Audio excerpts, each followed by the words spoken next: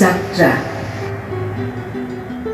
গুণগুণাই থাকোঁতে টোপে সৰিছিল মৌবোৰ। বহু সময় জুৰি ইমান মিঠাত বুৰ গৈ আছিলোঁ যে এন্ধাৰৰ কৰাল ছায়াটো অনুভূত হৈছিল এপাহ হাচনাহানাৰ চকুৰ তীৰবিৰণি। তাতে গা ধুই সুগন্ধি হৈ পৰিছিল জোনাক ভাল পোৱা জোনাকী পৰুৱাবোৰ। মই গৈ আছিলোঁ সিহঁতৰ পাছে পাছে। অশৰীৰী শীৰ্ণ আলি ফালি হালি জালি থকা পথাৰখন পাৰ হৈ পাহাৰখনৰ দাঁতিয়েদি সেই নৈখনৰ পাৰে পাৰে এন্ধাৰে পোহৰে বাটে অবাটে। দূৰৈৰ পৰা কোনোবাই হাত বাউলি মাতিছিল।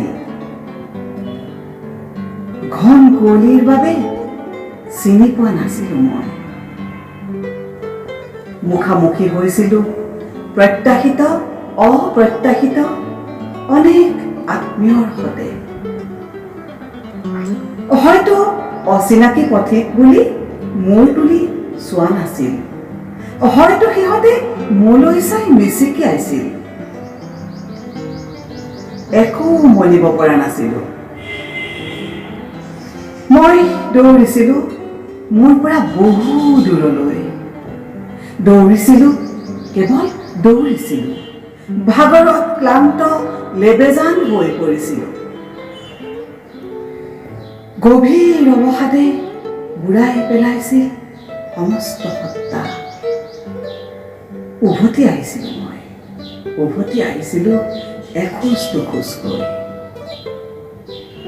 পথাৰখন নাছিল, পাহাৰখন নাছিল, নাছিল পিয়াহ গুচাবলৈ নৈখন।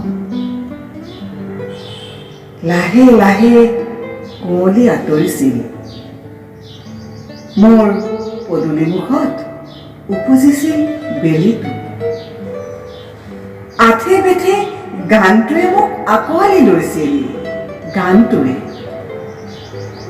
মোৰ চুলিতাৰিৰে বগাইছিল তাৰ সুৰৰ হাত। মই খোৱা নাছিলোঁ ওৰেটো বাট।